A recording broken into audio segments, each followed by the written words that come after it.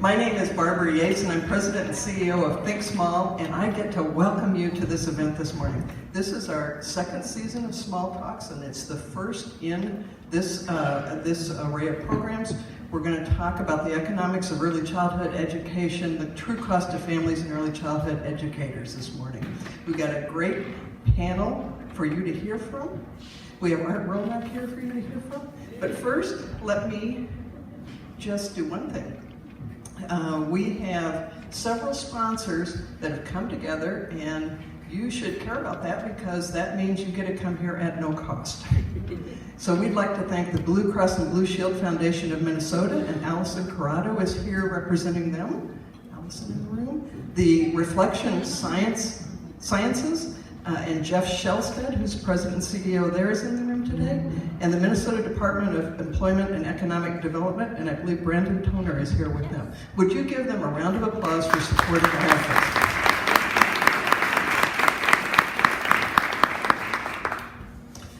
We're going to get it started right away so we can be as close as possible to 9 o'clock and get you out of here and on your way today. It's my pleasure to introduce to you Art Rolnick, and everyone in this room knows Art, so I'm not going to spend a whole lot of time doing that. He is on the Think Small Board of Directors. He is also an economist and senior fellow at the Humphrey School of Public Affairs. I met Art when he was at the Federal Reserve Bank doing groundbreaking research in early childhood. He is the architect of the Minnesota model. Would you please welcome Art Rolnick?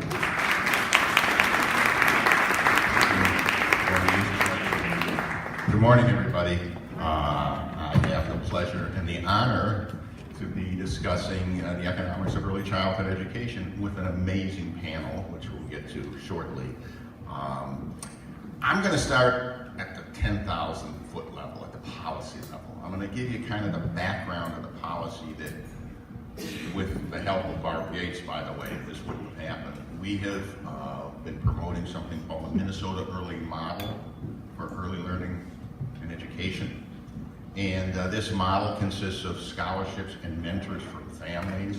I want to talk about the research behind that model and the challenges it requires, and to give you an idea of why this policy evolved as it is. And then we'll turn to the panel. And these are people on the ground dealing with this policy, dealing with these issues, to find out their experience and what we can do better, what's working, what isn't working. I'm going to argue, even though we haven't solved it all, we're still making an amazing progress. So from an economic point of view, we're still good. I'll still get you double-digit returns, even if we have a lot to learn here. You can't find our bottom line, and this bottom line, I've been all over the country, you can't find a better public investment than investing in our most at-risk kids to make sure they start school healthy and ready to learn. So the research I started out with, and this was former Governor Al Queen and former Mayor Don Fraser and Todd Otis, who were pushing me to do some economic analysis on the return on the investment, how good of an investment it is. And I'll keep this short. We looked at some longitudinal studies. The Perry Preschool was the obvious one to look at first, the most well-known one. And we had all the data, and we asked a simple question, given the impact of this program, what was their annual return on investment? We came up with this number, 18% inflation-adjusted return. It was so high, I was embarrassed by that number. We ended up sending the data to James Heckman, University of Chicago Nobel laureate, and said, Jim, I know you're looking at the same data, the same study. Please check this over. I get this email from him about a month later, very cryptic, 18%. So I was pretty confident at that point that we can make the argument we're way underinvesting. But it's one thing to have the research that says we're underinvesting and that we can do better. It's another thing to take the research to reality. And when we, with the business community, set up this nonprofit called the Minnesota Early Learning Foundation, we did that. And it raised a number of challenges, though. And what were the challenges that came out of the research? And most of you may have known this intuitively, but it's critical to keep this in mind. So the challenges are, first, we need to start early. What do I mean by early? I don't mean 4-year-olds. I don't even mean 3-year-olds. That was preschool. The neuroscientists got a hold of me, and the health field people got a hold of me. It was very clear we have to start at the beginning, prenatal. That's when the brain starts to develop. And it's critical. So when I talk about early childhood education, and I say we have to start early, I'm talking prenatal to 5, okay? Start early. Second thing, sort of flows from that right away. It should be obvious that you better get the parent engaged and empowered.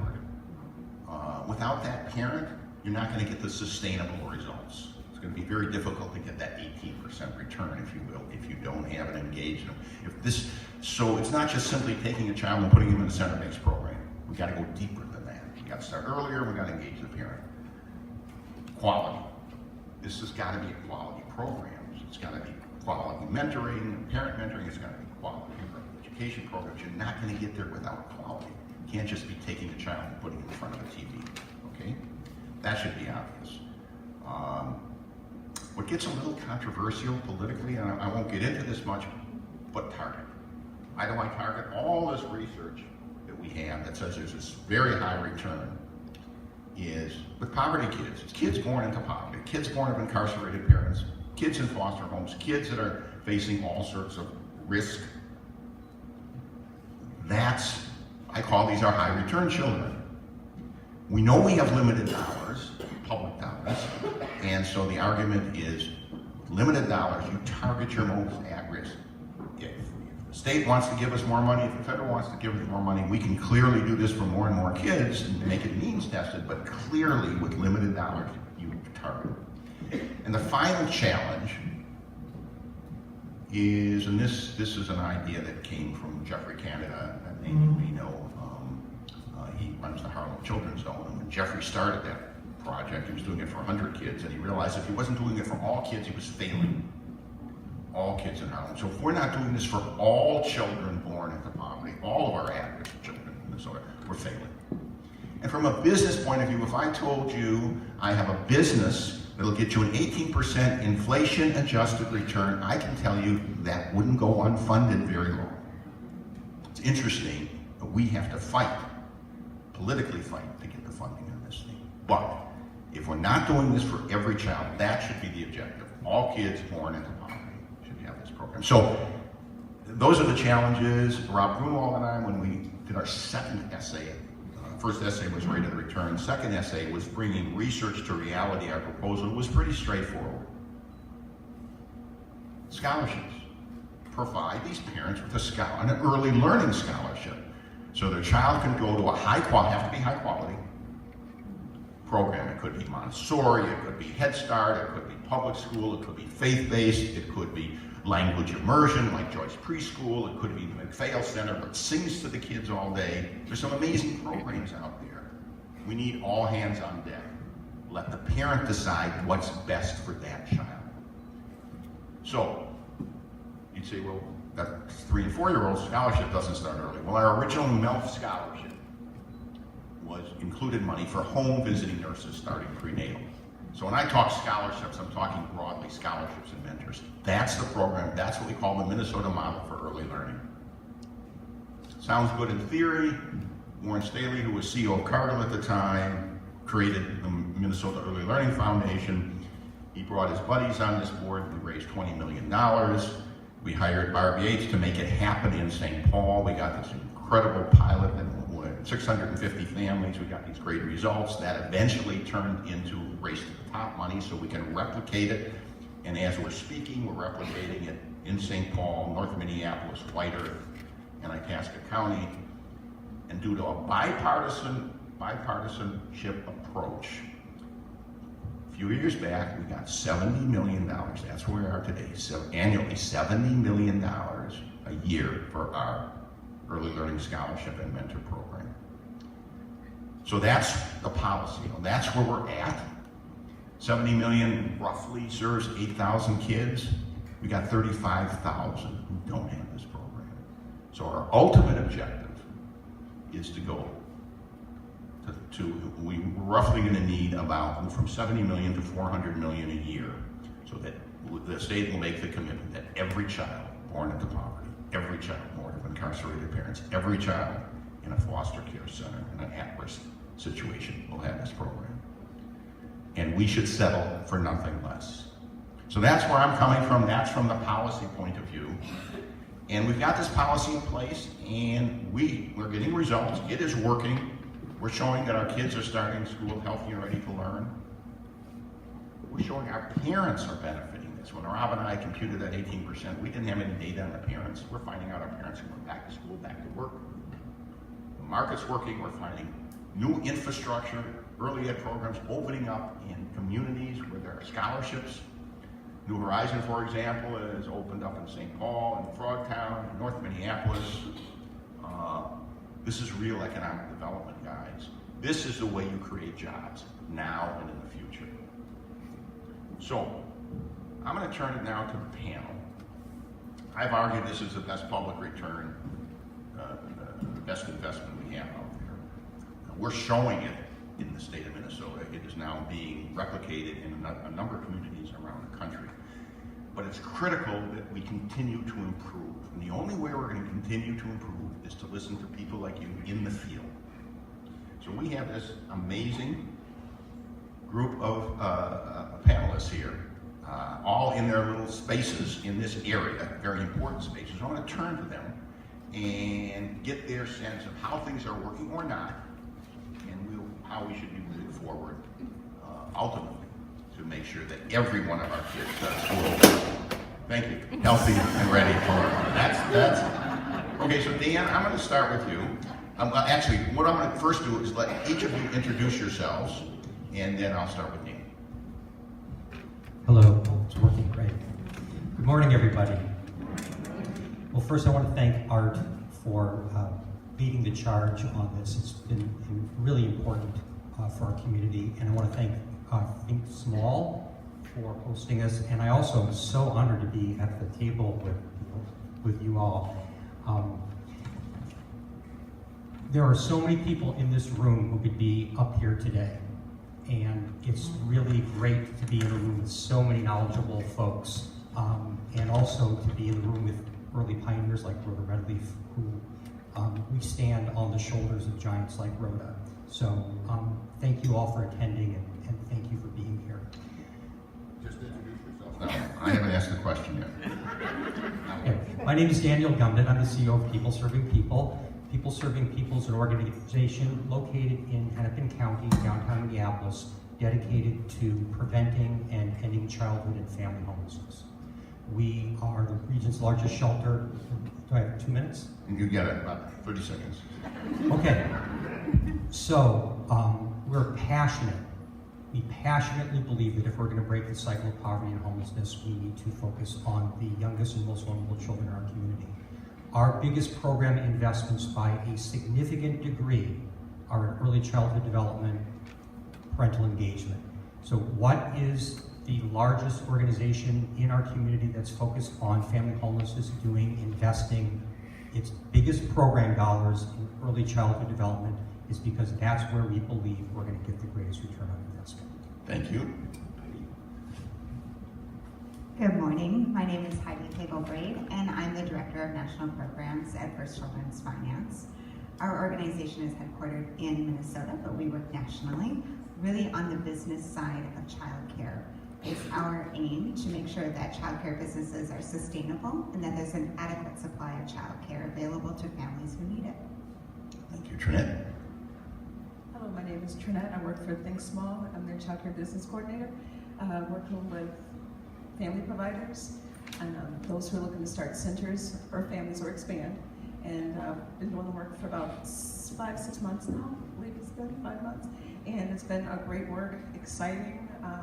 Think Small has been around for a long time. And my background is that I was a family provider and a center director, but as a family provider, I benefited greatly from the services at Think Small and was a 4-star rated provider. So. Very good. These are our panelists. Now we'll get to some tough questions. Okay, so Dan, and you should know, I don't know if it's unique, but I guess it is unique in the country. People Serving People has developed a 4-star rated early childhood program, and a real leader in this area. So Dan, how is it working for you? I know it's not just scholarships, but your parents can also use CCAP and other forms of funding.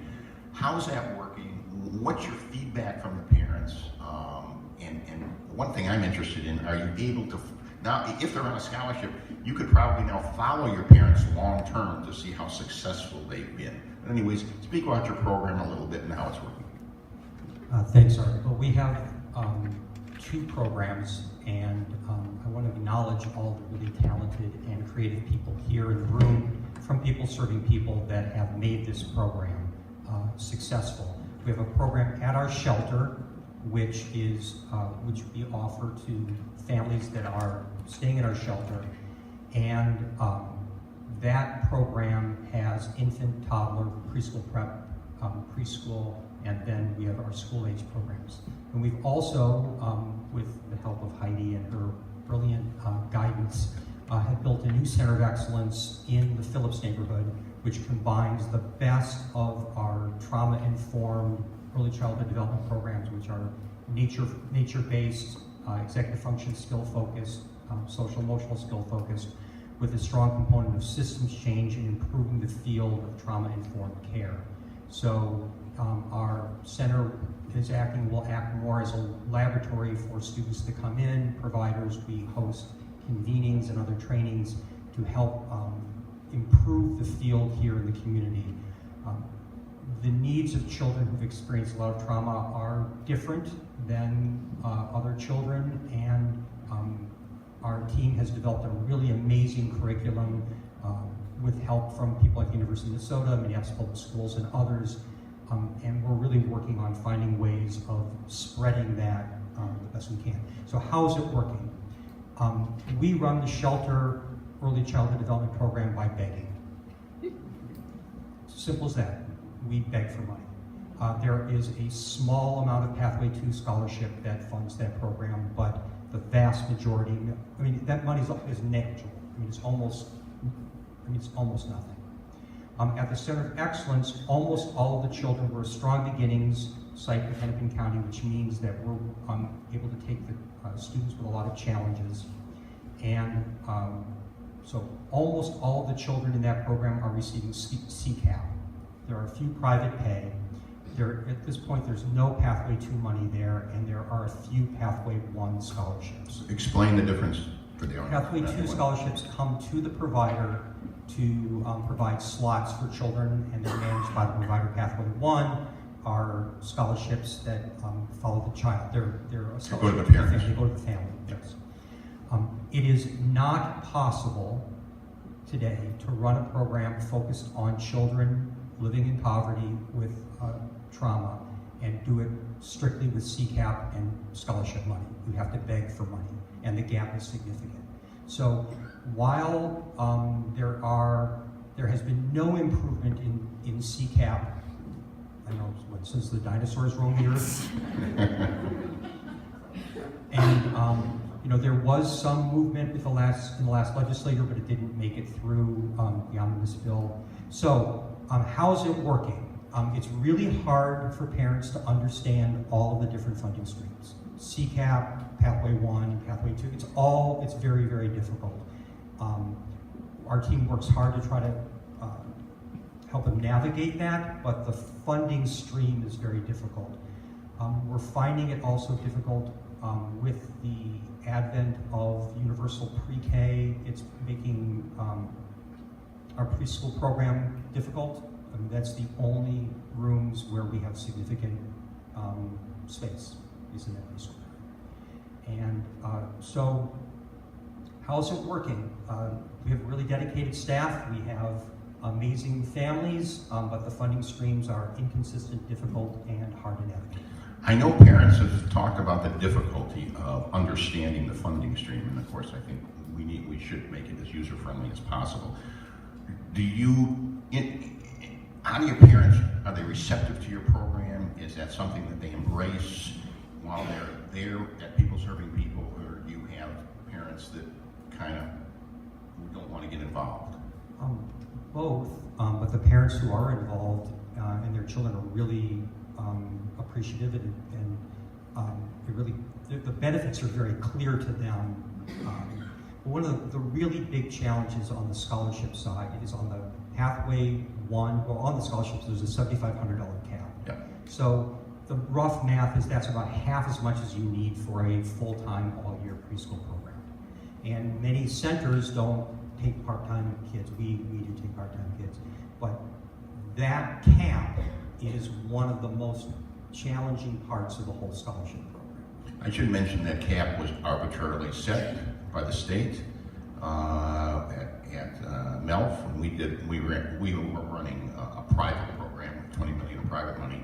We were paying up to $13,000 a year for our scholarships, and depending on the program. And bottom line is, this is about funding. A lot of the problems we're going to talk about, if it was well funded, we could solve most of these problems that we're going to talk about this morning. So keep that in mind, and we want to go from 70 million to 400 million. That is clearly how to eventually deal with many of these, not all, but many of these problems. But simplification, we've heard this over and over. And it doesn't take $400 million. I mean, there's not that many children in our community that are in foster care, child protection, or experiencing homelessness. well, we've got 35,000 kids that we haven't served that are poverty. In poverty. In poverty. Yeah. If we were to target If the we were to most target the vulnerable most- children, we're only talking, it's hardly any money at all. Yeah. So you have to wonder, why aren't we fully funding it for our most at-risk kids? It's a political question. Recognize it's a political question. You don't want to get me started, but what did we spend? $500 million on that Viking stadium? Show me the research, guys.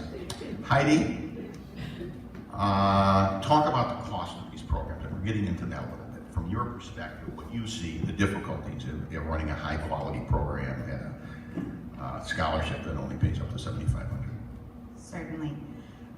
The business model is complicated. It has slim profit margins, and often the people who are running these programs don't come to the table with MBAs, and they don't need to. But we have a highly regulated system in childcare, and it requires a high level of sophistication in order to make this work.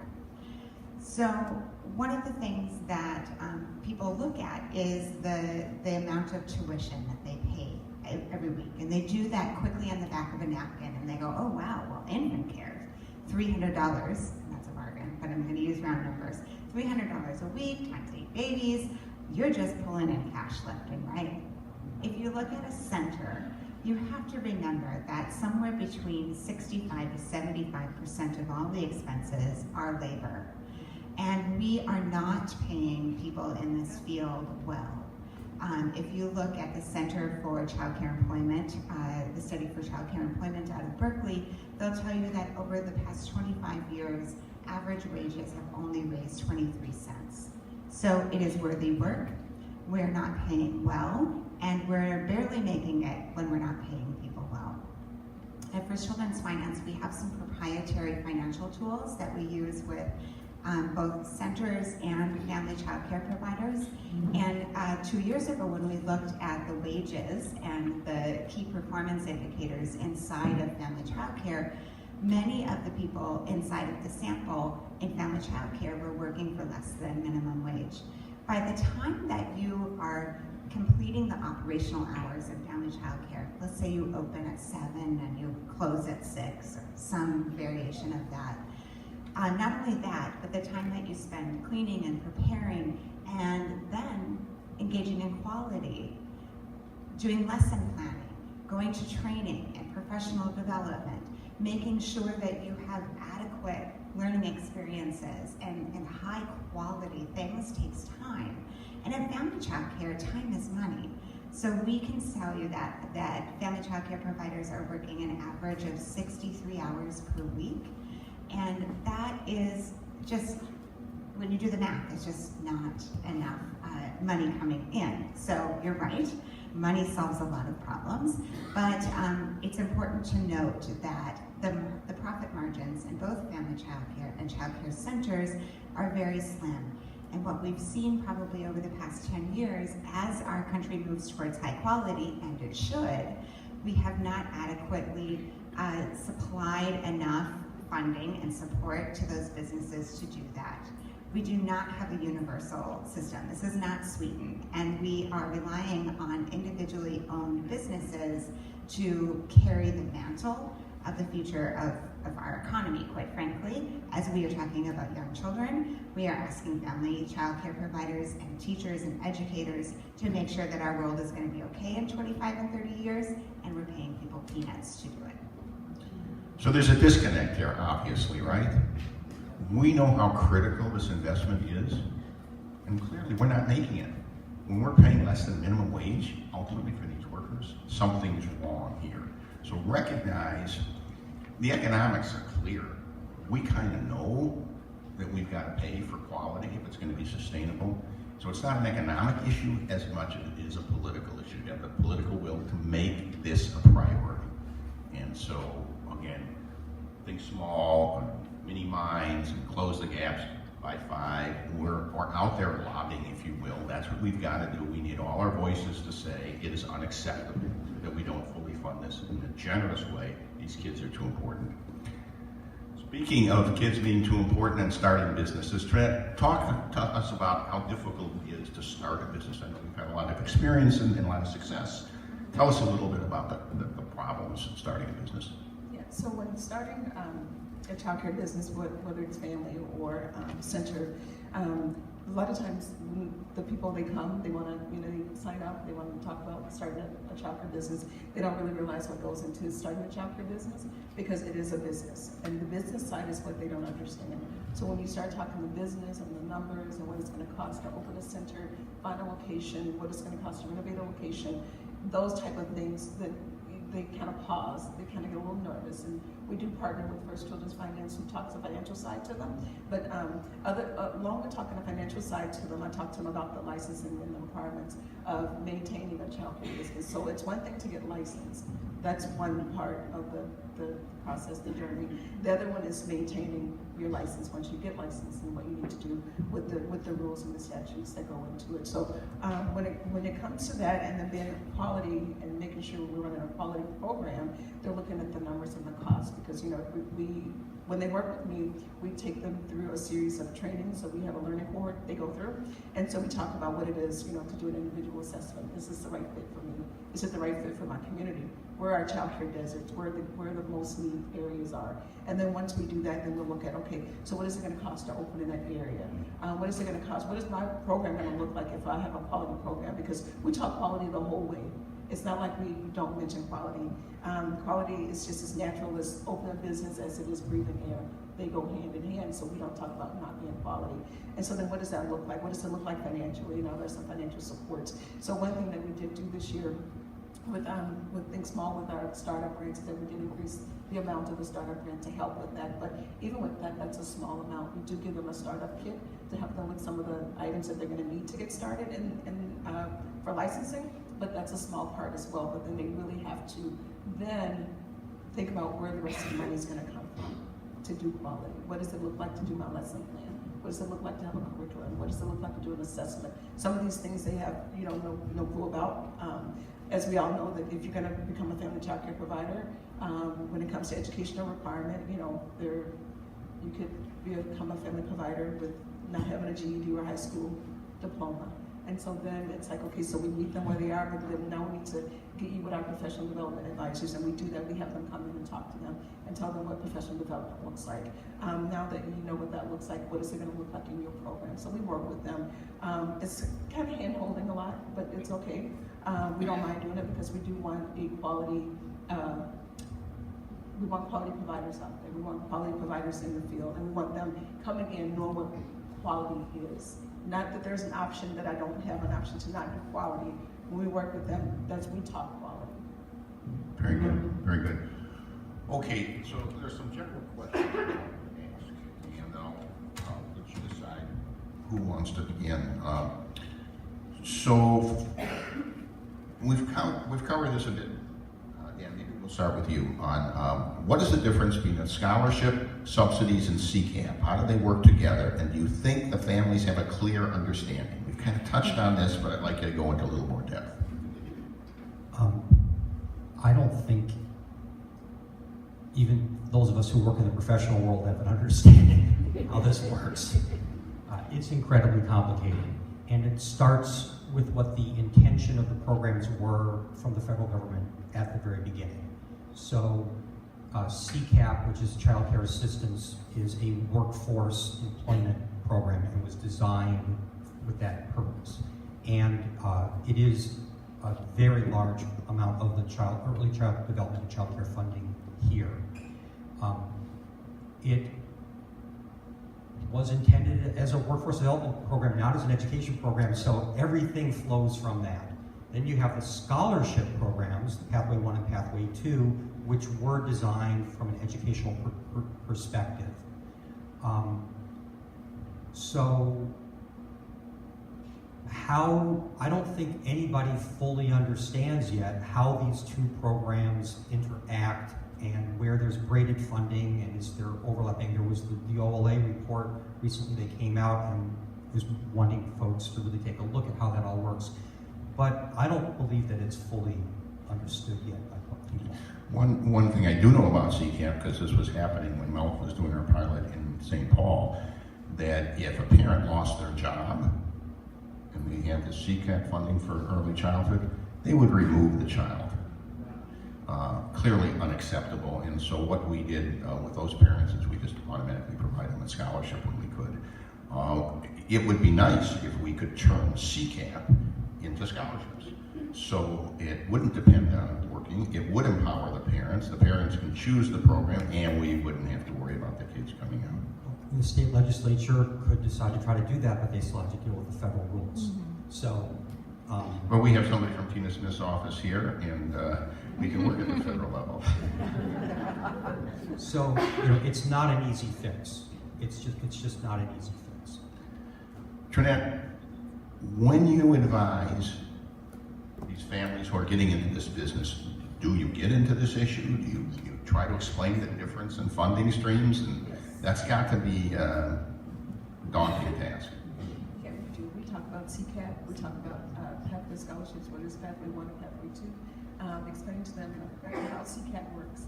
And they normally want to know, what can I charge? What rates can I charge? So we don't give them, on our Think Small website, we have what the average rates are, per county, so they can look at that. But then, they talk about what if my rates are higher, I want to charge more than that. And then we explain, okay, so if you do, then if they're on CCAP, this is the max CCAP is going to charge. So then the parent would have to pay that portion. But then we also talk about scholarship and how you can couple scholarship with CCAP.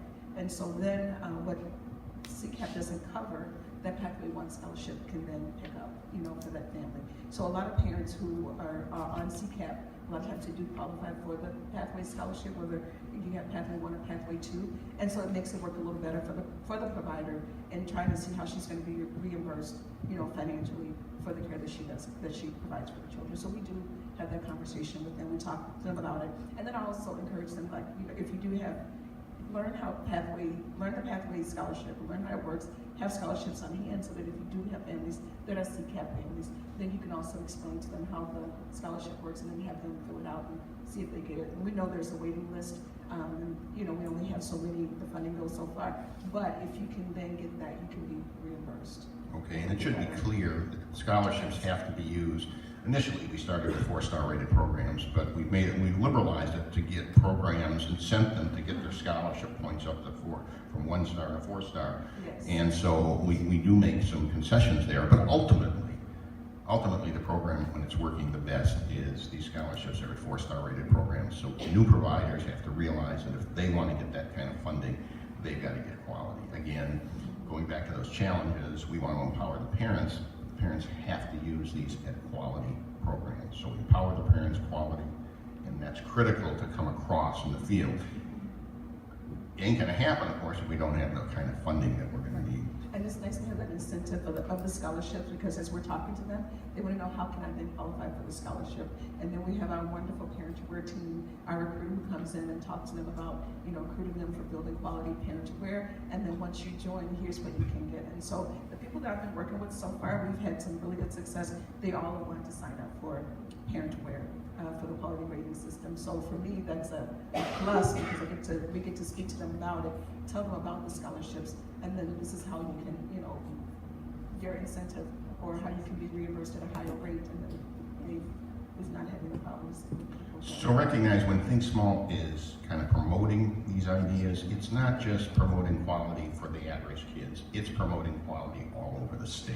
It's helping all kids. So just to put, again, another plug in for why this approach is so appealing. All right, Heidi, you got your take on this? Weigh in. When we work with startup businesses in childcare, we really spend a lot of time talking about this and making assumptions. And it's important for new childcare businesses to sort of plan out a ramp up and to understand what the limitations are around some of the funding and what they can realistically expect to receive and when, and how to manage that. We talk a lot about cash flow management. Cash is king in childcare, incredibly important. And so making sure that programs are planning adequately for low-income children is a critical part of the process. And then also helping to think about, if you are serving a variety of families, not just low-income kids, how do you structure your business in order to figure out how to best serve families. So I'm a former center director, and one of the things that we did was, it was long ago before there were early learning scholarships, I ran a nonprofit, and we had the reimbursement rate and our private pay rate, and there's a big gap. And without the scholarships to fill in the middle, our nonprofit was able to provide internal scholarships as well. And so setting up our financials to show the in and out of that flow of money is also incredibly important. So we spend a lot of time just helping entrepreneurs understand how to manage the multiple funding streams and to be realistic about what it means to work within those systems. Okay, very good. I want to give time for the audience. I'm sure there's lots of questions there, so I'm going to make one last question for the panel. Try to keep it short. I have a particular answer, but I'm anxious to hear yours. We know there's high turnover rate here for a whole lot of reasons. What are your suggestions to manage that problem? Okay, Dan. Well, nobody at People Serving People is paid less than $50 an hour.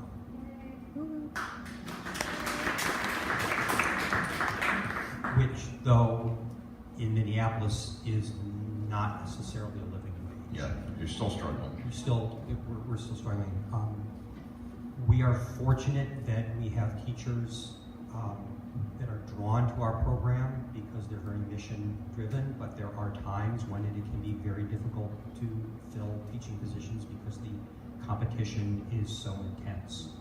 And it's very hard for us to compete with the benefits and compensation at the school districts. Ready, one more? I would say that, of course, it's always trying to achieve a livable wage and benefits, and that is out of reach for many childcare business entrepreneurs to be able to offer to their employees. So as we think about what state systems, our federal systems can provide input in, is really helping to create pathways for advanced education that does not require someone who is making $10 an hour to then take $50,000 worth of debt to get a bachelor's degree and come back and make $9.50 an hour. So we really need investments in professional development.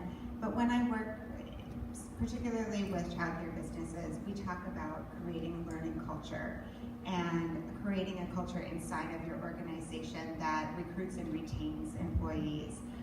We probably will never be the highest paying profession, but the work is meaningful and important. And the job that you all have, and your neighbors and your friends and your colleagues, is to hold up early educators as economic developers. Very good. I like that answer. And I agree with both, what they both said. One area I would say though is that for people in the field, when it comes to family providers, especially family providers that are in low income areas, it's a little bit harder. The burnt out, I believe, it's very real, maybe a little bit more. So, and we've been talking about it. those providers really, they don't get a break. And when I mean break, you can plan for a vacation. So if you work a job and your job allows you 3 weeks of vacation a year, that's wonderful. You get paid, you go on vacation. You can refresh, you can recoup, you can have your downtime. But when you're a family provider and you have CCAP children, there's no vacation time with pay. So when you take if you decide you want to take 3 weeks off, you're taking 3 weeks off with no compensation. So even if you have it in your contract and you want to charge your families who already can't afford childcare to pay you for the time that you're closed, that's not going to happen. So not sure how to address that, what we do about that, but we do see a lot of burnout in the area. We do talk about, what can you do?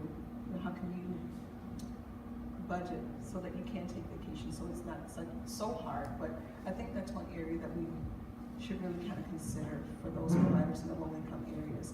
It's enough that you already have the children who are at risk, but then now you get providers who are putting themselves at risk, working long hours with no time off.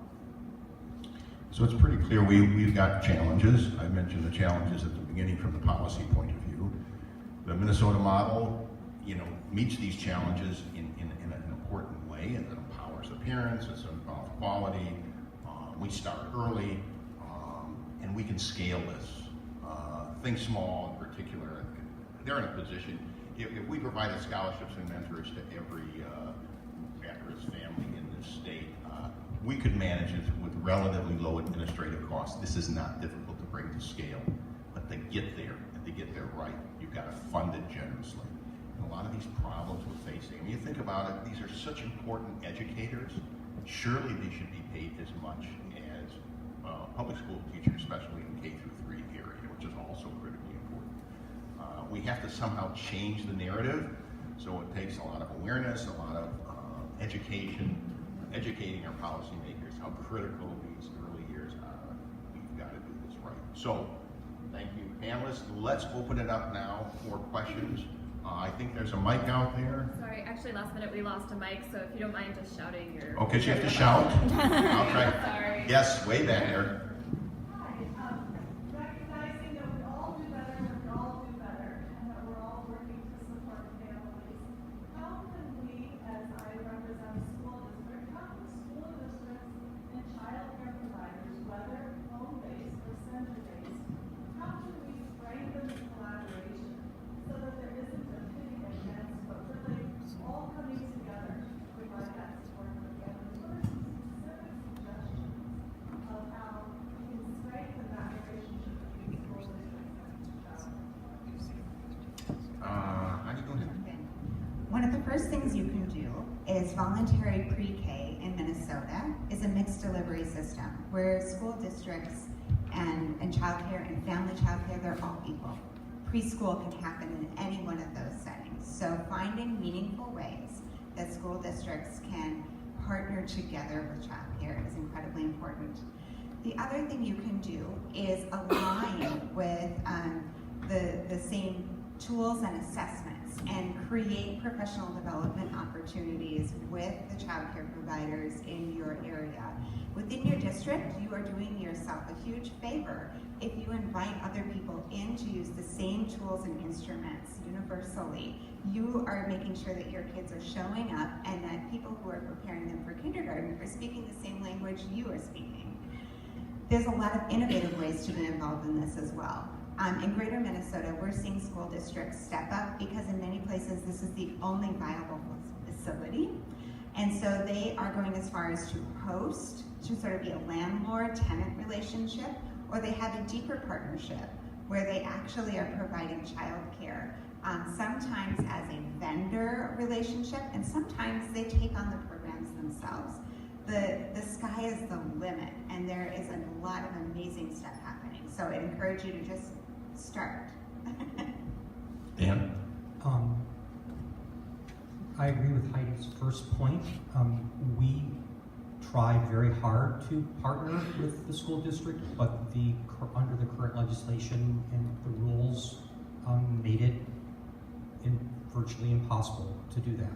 So it's not for lack of willingness on many providers' part, it's just brutally difficult to do.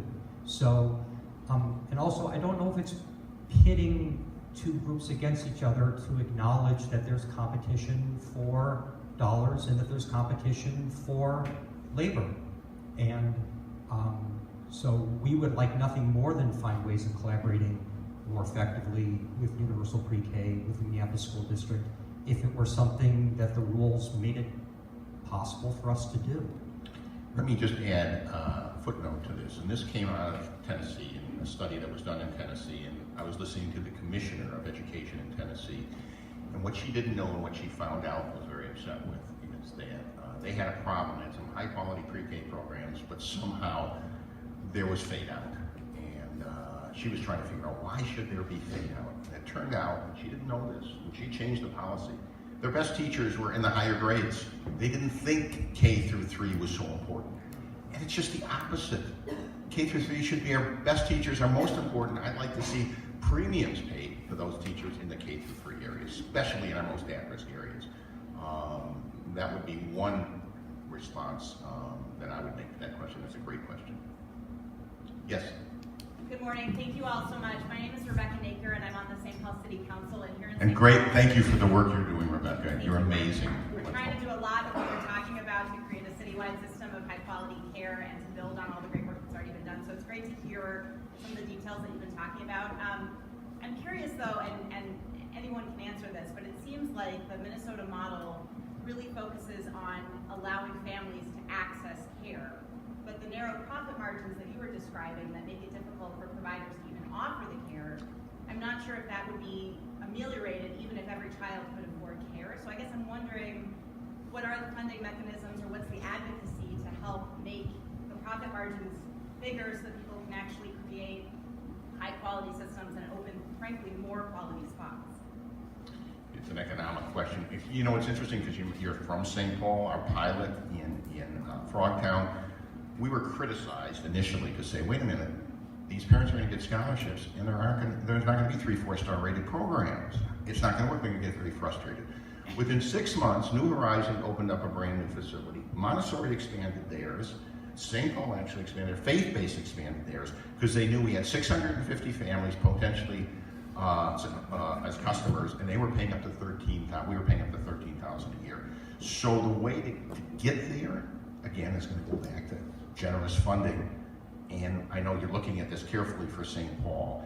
I know you want to get as many kids as you can, but I'd say the first thing you do is make sure you're better off having fewer kids and higher quality than a bunch of kids in low quality, or not being able to have it.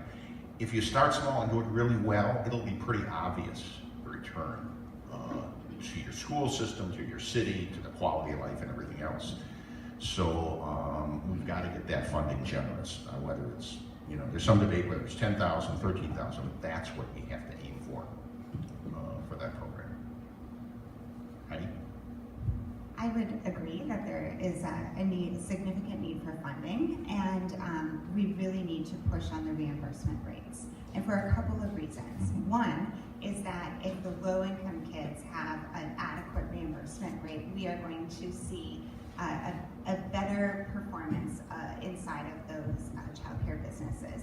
Second, the setting of that rate really sets the tone for tuition rates across the entire state. And so when the reimbursement rate is low, what happens, a lot of the folks that Trinette is working with in family child care, there's a lot of misunderstanding of the policy. Imagine that, right? Policy all the way down to the ground. And family child care providers will look at the reimbursement rate, and sometimes they'll say, well, that's the rate. I can't charge more than that. In many practical purposes, they can't. Like Trinette said, if there's a gap between the two and you're serving a low-income family, you either going to force them to do that or you take a loss. So the reimbursement rate really sort of sets the tone. But there's so much more than just the reimbursement rate. That's the state. Every county can make different decisions, and maybe I'll hand it over to you to talk about smart beginnings. Strong beginnings. Because there's an option for counties to add in along the way as well. Strong Beginnings is a program in Hennepin County that provides a higher reimbursement rate, but the class ratios need to be smaller, and you need to make a commitment to serving at least 65% of the children in your program. I believe 65%, and if I'm wrong, am I right, Kelly? Thank you. 65%. And so it is a higher reimbursement rate, but also your costs are higher because of the ratios and other requirements. And I'll just add that the quality incentives, the differentials from parent to where we're providing high quality care, is still based on the market rate. So that's a really important thing to make sure that we are paying attention to. So advocate for that where you can in St. Paul and make additional investments. Back here. Art, I think you put your finger on the basic problem when you said we've got to change. Actually, you didn't say these words, but in effect you did. We have to change the community conversation if we're going to change the politics. Now, how do we change the community conversation? Because everybody's after the buck. K-12 employees want their salary moved right along. They're in there for their buck when they advocate at the state. And all kinds of agencies are wanting their hours for their program. But I think the community conversation needs to shift from the idea that from blaming and shaming K-12 just because you happen to have a higher number of kids from impoverished homes, then they're the dumb school districts and not doing that. The fact is, if you visit those schools, you find out that the degrees and backgrounds of these folks are hardworking, they're doing a good job. It's just that the feeder pipeline comes in, puts them in that kind of awkward position of that being blamed.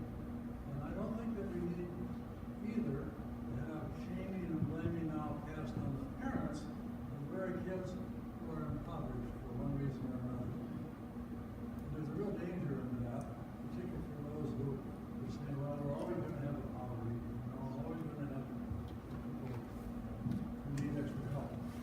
Well, I'm very encouraged that more superintendents in Minnesota, and I just spoke to them this past week at the state convention, I said you have to stop being K-12 box managers. You have to become shepherds of human development, zero grade school. I'm going to take them on the road with me. Let me just say quickly, because we were sensitive to that, but we started out, and I had this long discussion with Governor Quee on this issue. We were selling early childhood development as economic development. We were saying K through 12 is getting blamed for the achievement gap that starts well before them. And when we were talking about dollars, new dollars, additional or existing dollars, we were talking about economic development dollars. In other words, right now we have an economic development budget. We're pretty good in this state, but still there is money that goes to private businesses to create jobs that would have created anyway. It's a zero return. And we were arguing that's where the money should be coming from. We should be viewing this as economic development.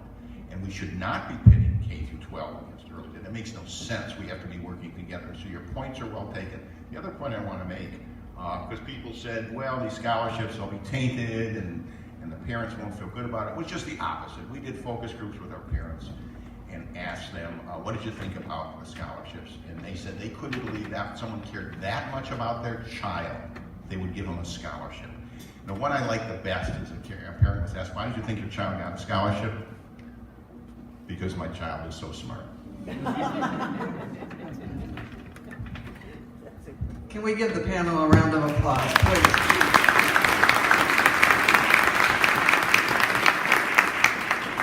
I just wanted to make a couple of brief comments because I have the mic. First of all, Trinette has been with Think Small since July. You know we have significant child care shortages. She's recruited over 40 new programs. 5 of those programs have become licensed, and they're on the path to be rated in the quality rating system. So we can do this if we focus on doing it, and she's a great ambassador for us that way. I also wanted to point out that we did a survey of providers that have closed. And in that survey that we found that those that closed were 3 times more likely to close if they were not high-quality programs in the parent-aware system. So that's just another reason why quality is important to us. It's important for the children being served, and it's important to this business model. So that's a strength in there. And finally, when we talked about the K-12 relationships, one of the things that I would say a benefit and worth working for is our family child care providers in the metropolitan area are very, very diverse, the high-quality providers. And that's a strength in the system. And we know schools are working really hard to diversify that staff, but it already is in the early childhood system. So making those contacts can be enormously helpful for the families that we're all trying to serve. I also wanted to acknowledge some of the legislators in the room, Representative Ross Peterson, Representative Dave Pinto. Thank you for taking time out of your day. Your interest and support and passion for our youngest children is commendable, and we appreciate your support. Charles Sutton is here from Senator Smith's office, too. Charles. And then our representative, City Council, Rebecca Knight. Thank you so much for your work on this issue. We will be back with our next small talk on December 4th at this location. High Quality Returns, the smart venture of targeting resources to early childhood education is the topic for that meeting as well. On the back of your agenda program are some of the materials and resources that have been referred to today. Links will be on the Think Small website for any of those that you've heard Art and others refer to, so feel free to do that. Have I forgotten anything? One last shout out to our sponsors, please. Blue Cross and Blue Shield Foundation of Minnesota, Reflection Sciences, and Minnesota Department of Employment and Economic Development. Thank you. Can we give them a round of applause?